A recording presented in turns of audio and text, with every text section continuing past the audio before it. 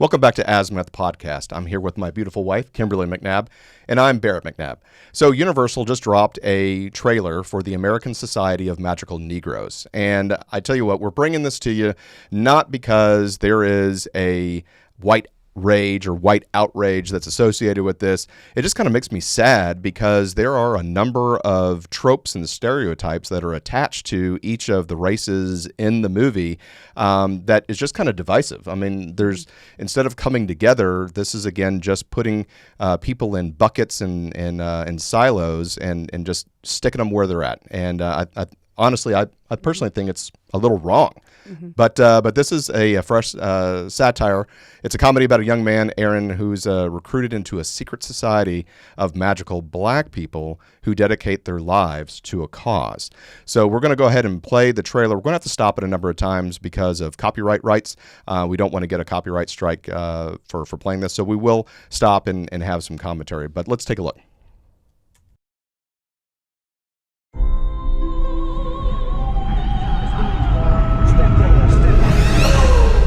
I know you can feel their discomfort, Aaron.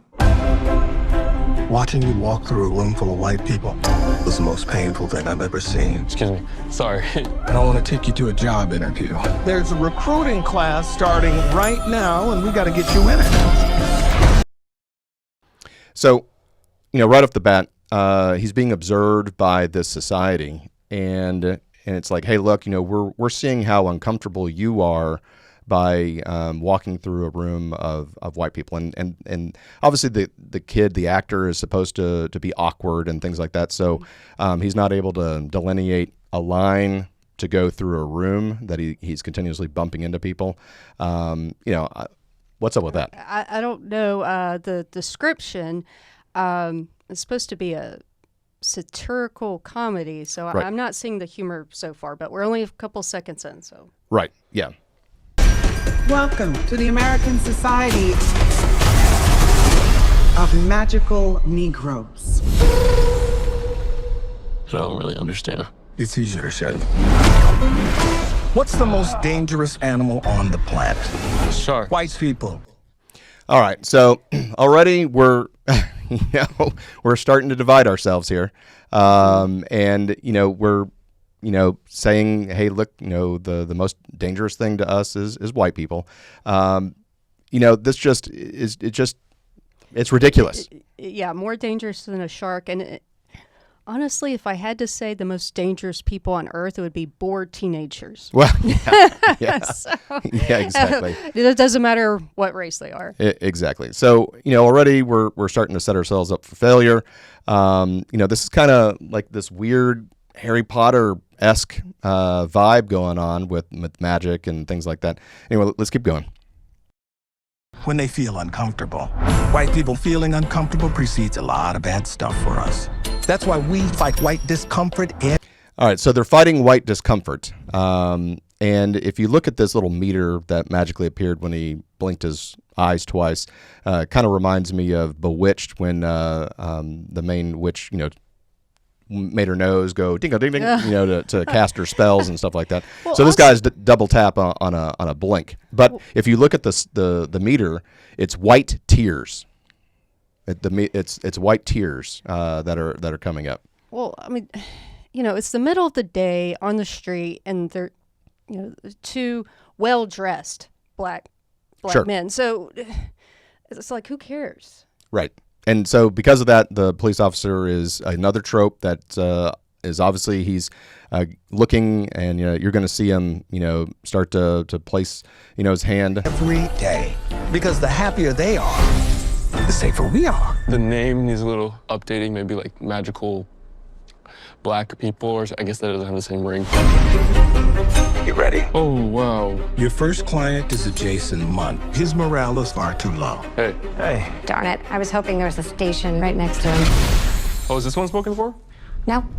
So, not only do we have these stovepiping of racial stereotypes, but we're having product placement, that's out there as well. I mean, that's a standard movie there.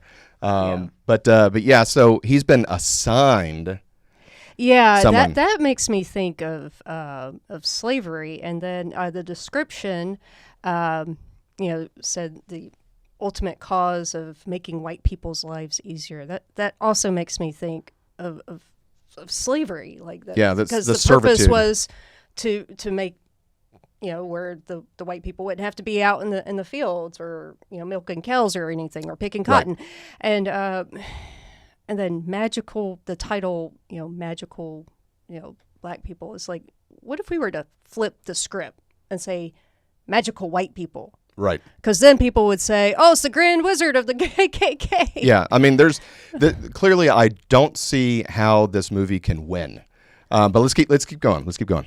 Yeah, it's actually fun and weirdly relaxing. It's like being a secret agent with none of the danger. Hey, I'm Lizzie. Nice to meet you. Nice to meet you. She's great. Yeah, she's cool. You kidding? Come on, man. She's smart and funny. I know what you were doing going on about her. You're trying to set us up. No, that's not what I was doing. You cannot have a relationship with Lizzie now. Because if you don't put Jason first, everyone's magic will fail.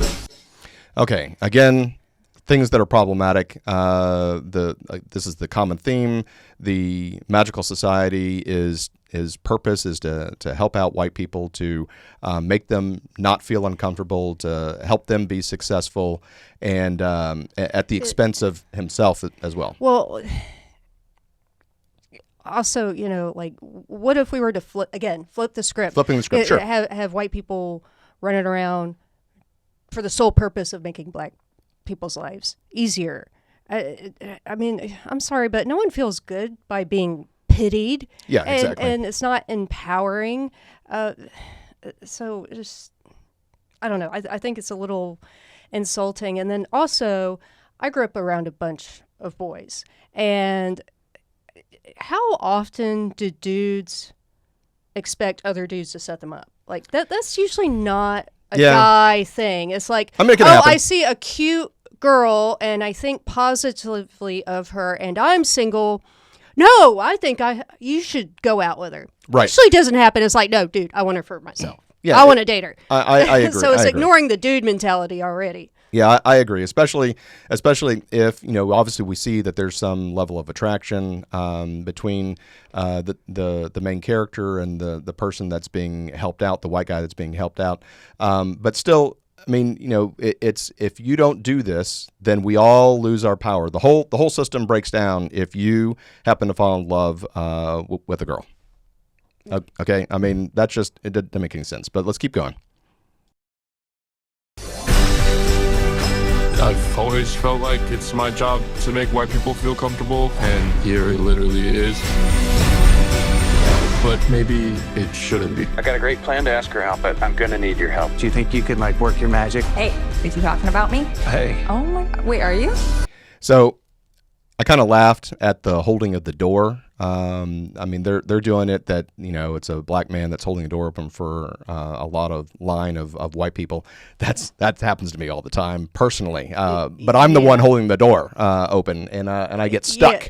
Yeah, that's just a human thing. Like, well, it's not going to stop with me. I'm going to keep walking. Oh.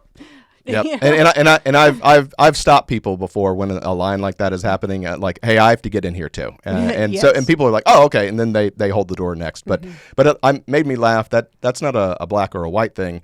That's just a polite thing, and sometimes you get stuck. And human nature to abuse the kindness. Yeah, absolutely. That's human nature. But obviously we're seeing that the friction between the person who's supposed to be the client and the person that's the person that's doing the magical servitude thing going on. We can see that there's this tension. Let's keep going. But I traveled a long way. Someone defied the society. Who was it? You didn't let her go like I told you. If you interfere with her or your client, you could have your memory erased.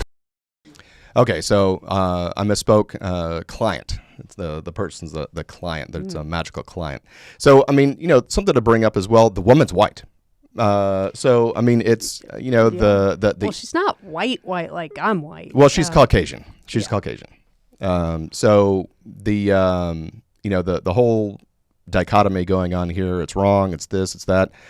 This movie is problematic. And again, it's not because of some false white outrage. It's problematic because, again, it's stovepiping people. You won't even remember she existed. Even though we might never see each other again, I need you to know that what we had was real.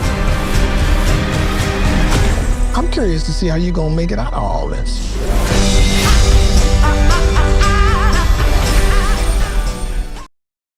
So it's coming out in March of next year, 2024. And, I cannot see this movie being successful. I mean, if it was a message of unity that was going to happen, I think that would be successful. But, to make a buck off of division, I think is kind of just intrinsically wrong.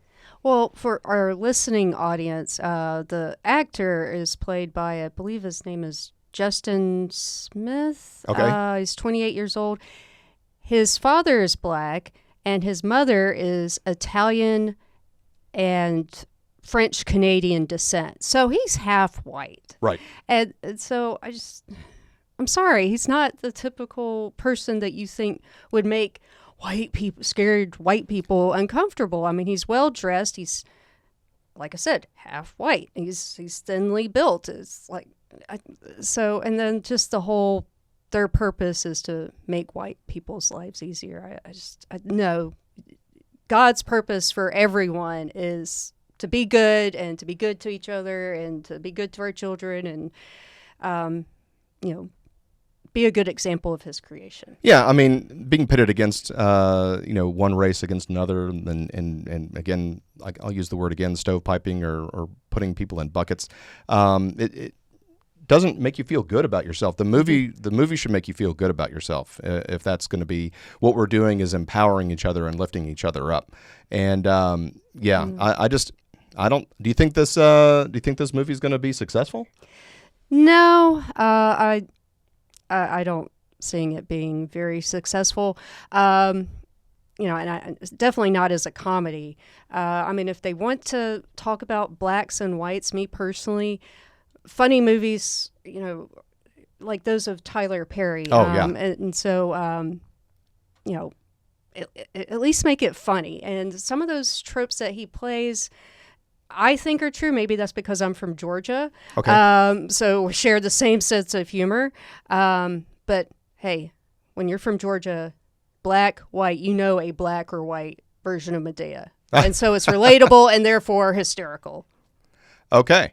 Well, we'd love to know what you think about the movie, and leave a comment below to see whether you think is it woke? Is it weird? If it's supposed to be weird, then I get it's successful. But leave us a comment that says what you think of this. And, of course, we're going to link a non-commentary version of the trailer so you can watch the whole thing without us talking. We just had to pause it due to copyright issues. So anyway, thank you so much for watching this episode of Azimuth Podcast. Please stay tuned after this messages. Hi, everyone. Thank you for listening. If you enjoy our show with all the stories we share, we would love your support. And it's as easy as clicking that subscribe or follow button. This will ensure you never miss an episode and keeps us bringing you these important stories. Your support makes a huge difference. Thank you so much for being part of our podcast family. Thanks, and keep tuning in.